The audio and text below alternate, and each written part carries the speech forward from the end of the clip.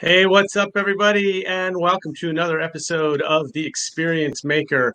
This is Dan Gingiss, customer experience speaker and coach, and I'm so happy to have you here today with me. If you are live, please feel free to leave questions in the comments, and we will get them to our special guest a little bit later on in the program. But this is the fastest 30 minutes on the internet, so I want to get going as soon as possible.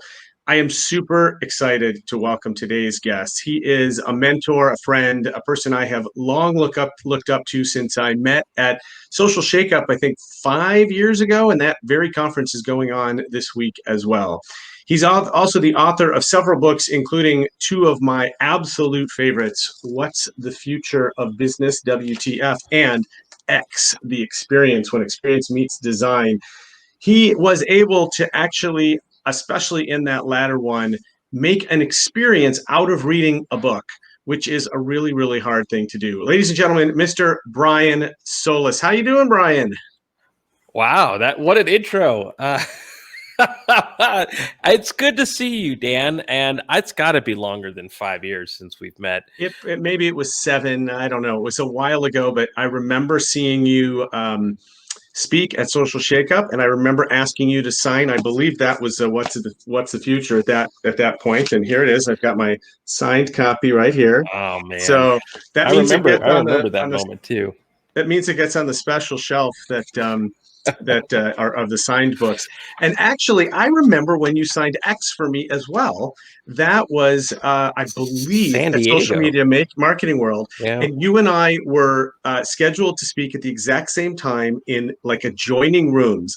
And about 5 minutes before we're going on, I scared the heck out of the room lead in my room, and I said, "I'll be right back." And I ran to your room and got this one signed.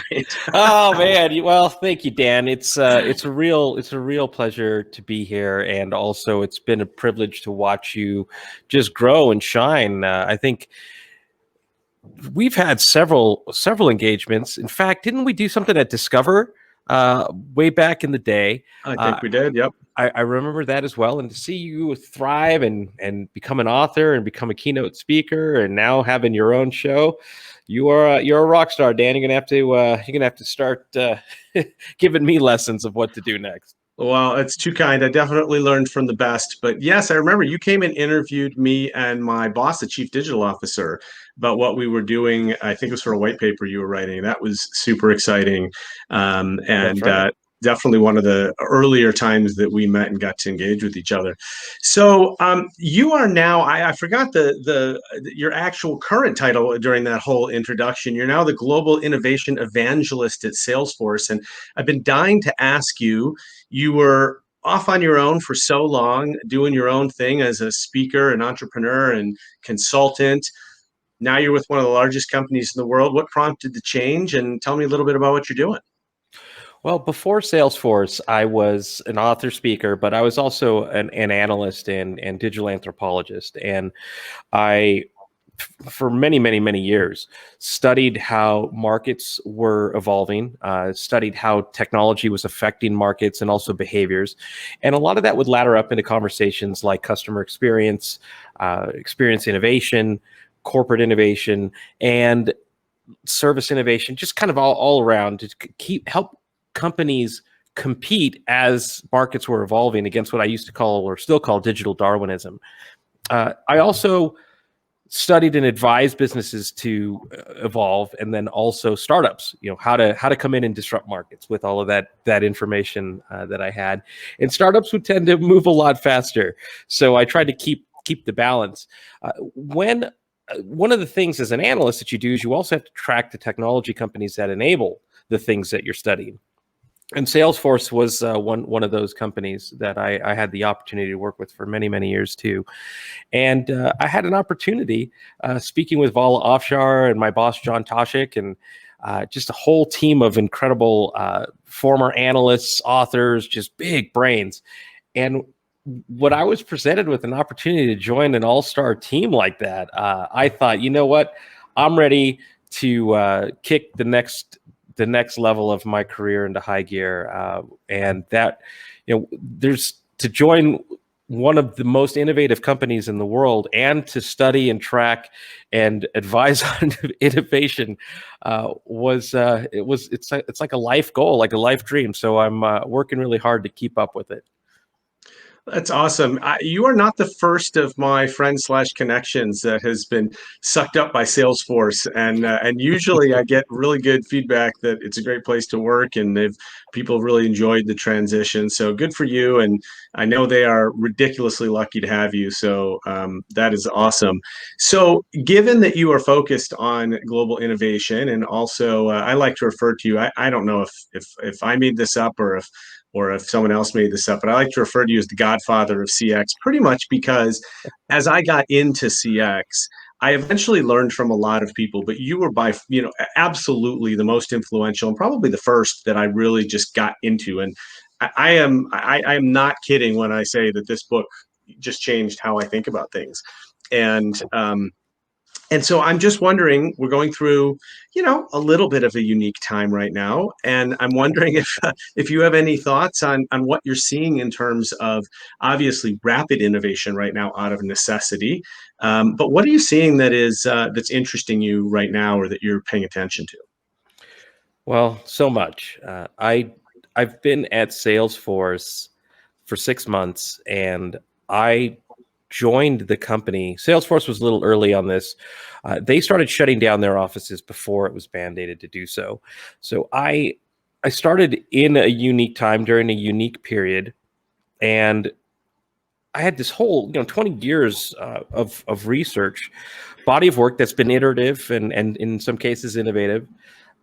And it suddenly felt like I needed to place all of that work to the side and look at these times of disruption with an open mind and honestly an open heart, to really start to study what was happening, unbiased by my previous assumptions or work or findings, to then offer the best, most honest observations and advice to our customers and also to the market that really needed help. They didn't need somebody to come in and say, like, I'm the best or the smartest in all of these things, and this is what I think you need to do now.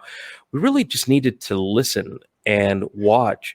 And the first thing that I had realized was that we were really pinning ourselves into a corner by talking about the new normal and the next normal, because I believe that words are powerful and meaningful, and normal just strikes a chord of convention to me.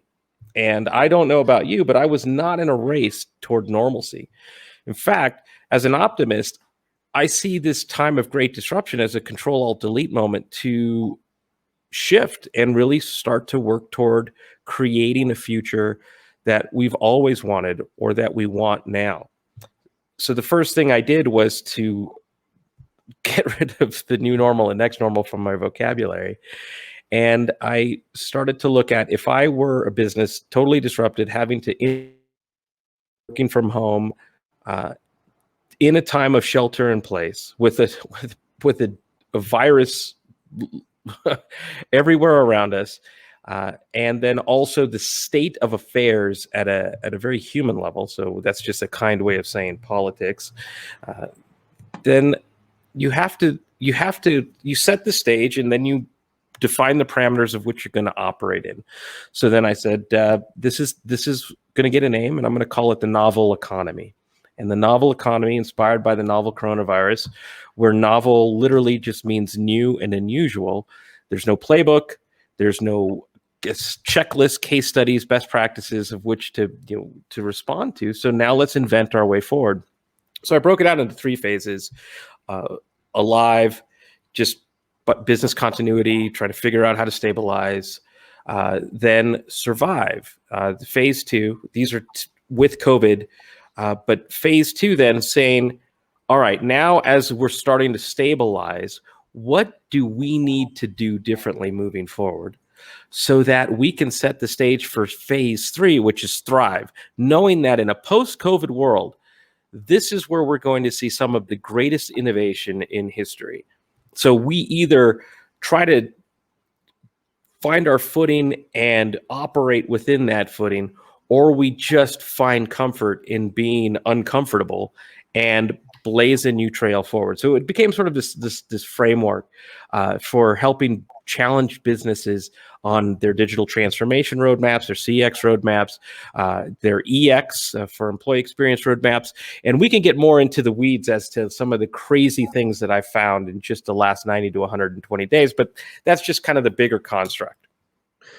I love it. I specifically love the reference to Control Alt Delete, and I'm going to make fun here of my good millennial friend Chris Straub, who probably doesn't even know what that means. But that's a PC term, Chris. So you Mac folks won't understand it, but it means resetting the computer, and I think it's a very good. It's exactly what companies have had to do. Boy, a lot to unpack there. You mentioned business continuity. One of my predictions has been that much like a few years ago when compliance officers became really, really popular and in demand because of all of the regulation going on in the financial services and healthcare industries. I think now that people who have the skills in business continuity planning are going to be in very high demand. I remember sitting in meetings, and you know the companies I worked for, but let's just say it was all of them, where we meetings and we're like, what are we talking about a pandemic for? That's never going to happen, and people didn't take it seriously. And certainly no one's plan had, zero employees showing up to work, all systems shut down. Nobody thought that through. And I think that your mechanism of what was it? Survive, and then Alive, thrive. Thrive, yes, is perfect. I'm excited particularly about the Thrive part because I've already started to see a number of companies that are doing some really interesting things that it sure feels like is going to stick around. That really, it's like they're almost creating. It's not the new normal. It's almost the future normal because it's a better experience than we had before. And what we certainly know over time is that when customers see better experiences, they want them to stick around. So do you have examples of, or you want to share one about, a company that you think has been particularly innovative over the last few months? Well, I mean, it's hard not to tout our own work. We have Mark Benioff has been a leader, not just in Salesforce, but in the world, responding to this pandemic. Whether that was securing PPEs from all around the world to bring to our own front line at a time our own government wasn't doing that, to leading the way with closures, to introducing work.com. We actually have even though I've dabbled in being a futurist over the last 20 years, I mean, we have a fully legitimate industry leading futurist. His name is Peter Schwartz, and he played out scenarios, what the world is going to look like in a variety of contexts. And it's freely available. If you could go to work.com to read his work. It's mind blowing to see all of the things that most executives aren't considering right now. But if I could take a step back and kind of inspire, especially with experience, this is a time for not just Control Alt Delete or Command Option Delete for those Mac users. What we have here is a unique reset for experience design and delivery as well, and we've watched years of digital transformation accelerate in a matter of months and weeks. And you have executives who had to move so fast beyond even their own idea of what was possible, who are now either saying, phew, okay, let's get back to work, or some that are saying, wow, I can't even believe we did that. What else could we do if we had to? So now experience is becoming, it's long been touted as a competitive advantage, but now it's going to really be a competitive advantage. And by that, I mean, in order to deliver a customer experience that matters, you have to reverse the approach. So as you know, I've added an apostrophe S to customer experience so that it becomes customer's experience, so that it changes the dynamic of the conversation. So we have to see it and talk about it from the outside in.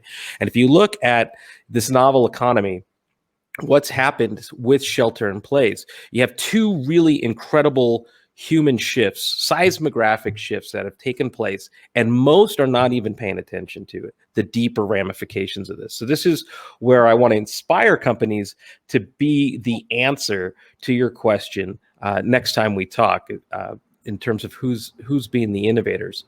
So, for example, I call it Generation N, which is an iteration off of my Generation C concept before the pandemic, where you have, since shelter in place, customers who were already connected and who were already digital first. So when they came into shelter in place, they knew what to do. They already shop online.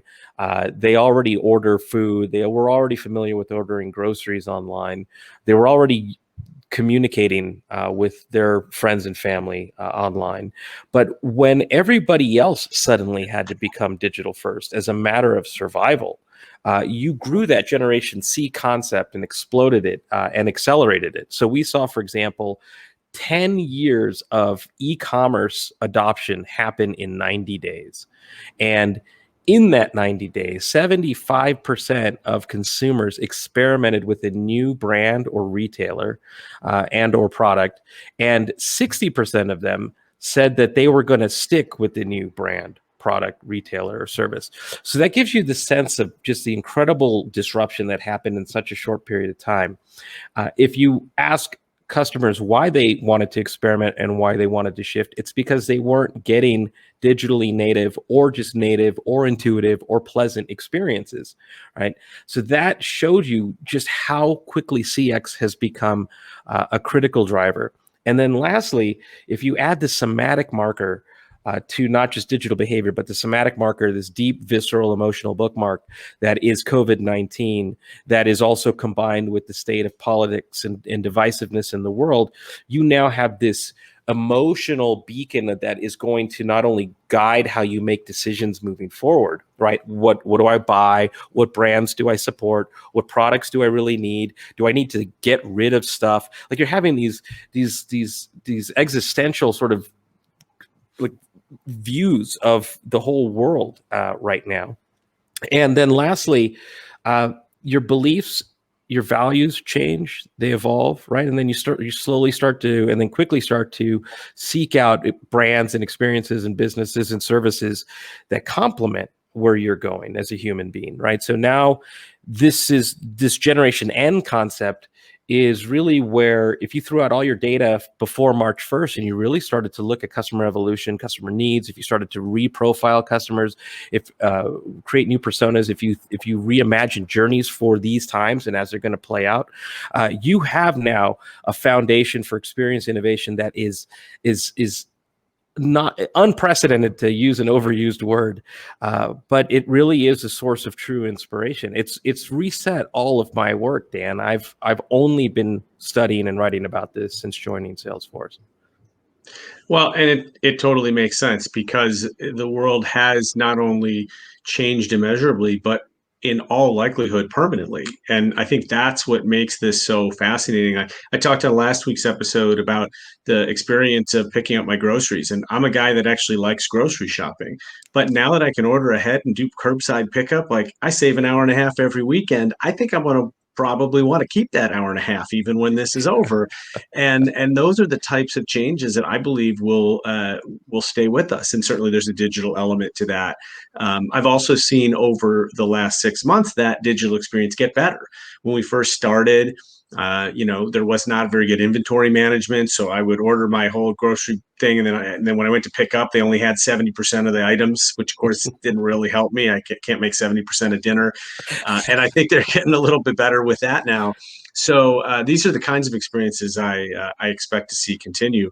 Friend of the show, Alan Berkson, is here. A pandemic hit, fast forward on digital transformation for businesses and people. Absolutely. I think we can get into employee experience in a moment, which has certainly changed. And our good friend Mary Drummond is here, who I know is a mutual friend. Wow, Mary, Saying hello. Chris, So yes, good Alan. folks all.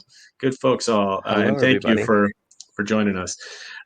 So let's talk about employees for a moment. At the big companies I worked for, I would say probably all of them, if you had asked before March, they would have said, yeah, we don't really like people working from home. We don't think they're very productive. We got such a good culture that we need to uphold. And then suddenly overnight, 100% of the people are working from home. And I think certainly what I'm seeing, and I assume what you're seeing, is people are realizing, hey, we can do this. Our people can be productive. They seem to be a whole lot better spirits because they don't have to sit in a commute for an hour each way. They're home in time for dinner with the family, et cetera, et cetera. How do you think the hiring and managing of employees is going to change when this is all over?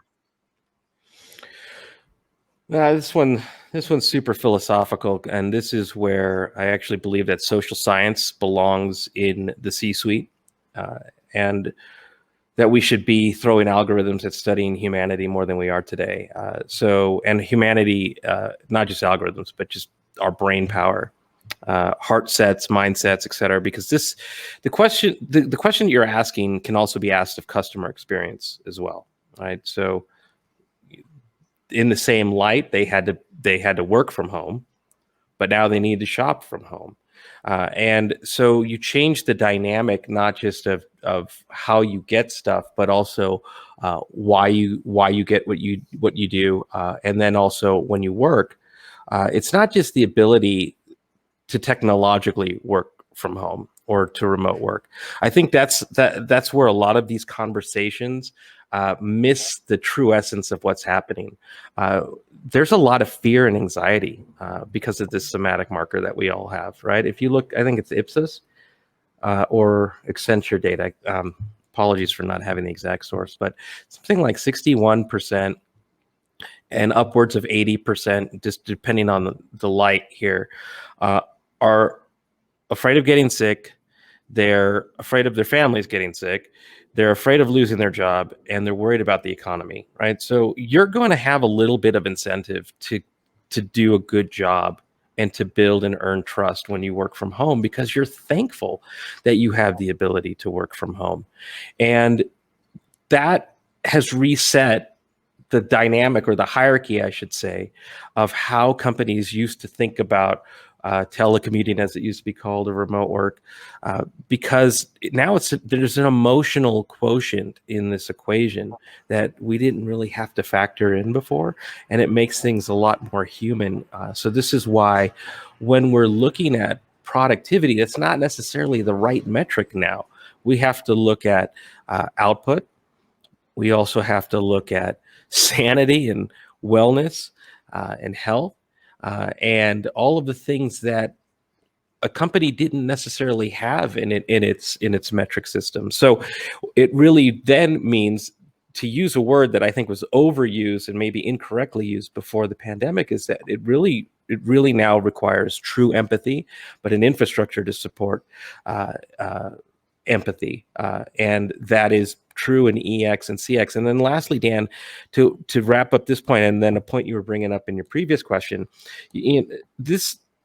when I studied technology's effect on human beings, it led to a book called Life Scale, because I was alarmed by how much we were changing as individuals, not by accident. That's something that you could watch The Social Dilemma for, but intentionally. But no one studied the long-term effects on us of what happens when you rewire brains and bodies and biology, et cetera. And it turns out that it has really negative, deep-rooted psychological, emotional, and biological effects that we're just now starting to learn. So now you apply that to working from home. You had to be more digital overnight. You apply that to being a customer. You had to become more digital overnight. And so all of those effects are also accelerated. So if you're a brand, you do have to look at experience as a way of delivering light to customers, to being empathetic, to delivering a better experience than you did before, considering all of the stress and anxiety that's behind the scenes. And the same is true for working from home and for taking care of your employees and the employee experiences. So if you look at the psychology of change, on average, It's not 21 days, it's 66 days for new behaviors to become automatic. And we've been in this much longer than the time required to solidify change. And then lastly, I'll close on this. There's a quote that I had found that just really struck home, which was for each and every one of us watching right now, remember, you're not working from home, you're working at home during a global pandemic crisis, trying to work and live. So be kinder to yourself, be kinder and more understanding of others. Totally agree. I'm sorry I didn't show that book before, but I got that one too on the shelf. So I've Oh got the man. trifecta from Brian Solis. But no, I couldn't agree more. And the one thing I would add is I think it's a huge opportunity for companies to identify the exact person like you, like Salesforce identified you, that they want to bring on regardless of where they live, because they don't have to walk into the office anymore. And that's a big deal, especially for local companies that are used to hiring only within a 20-mile commute radius, and now all of a Right. sudden you could go get a superstar across the country because we all know how to work virtually. And to me, that's going to make a big difference in hiring and finding talent going forward, which should be a pretty cool opportunity. um, so, as I mentioned, this is the fastest half an hour on the internet, and I can't believe that we are already through. I appreciate Alan asked another question, but then he said that you answered it. My good friend LinkedIn user says, provide your customers with the ability and peace of mind to work from home and focus on the right metrics. Exactly. But Brian, so great to see you again. Truly, I do think you are one of the real good guys in the business, and I learned something every time I talk with you, and I appreciate your support of my career and your friendship and mentorship, and wish you nothing but the best, man. Dan, it's good to see you. And next time I see you in the real world, get a great big hug, and we'll toast some champagne. But keep up the good work, Dan. I think companies need you more than ever. Experience is more important than ever. So I look forward to seeing how you blaze new trails. Well, thank you, buddy. I appreciate it. Appreciate the support. And thank you all for joining again on the Experience Maker. Next week, we're going to welcome another Experience Maker to the show. His name is Rupesh Patel. He is a speaker in the hotel industry and an ambassador for the hospitality industry, which obviously has been pretty hurt by the pandemic. So it should be a really, really interesting conversation. Again, I'm Dan Gingiss, customer experience speaker and coach. You can find me at dangingiss.com or on Twitter at dgingiss. Thank you so much for joining me this week and every week on the Experience Maker, 4 p.m. Eastern on LinkedIn and Twitter, and sometimes even on Facebook. Have a great weekend.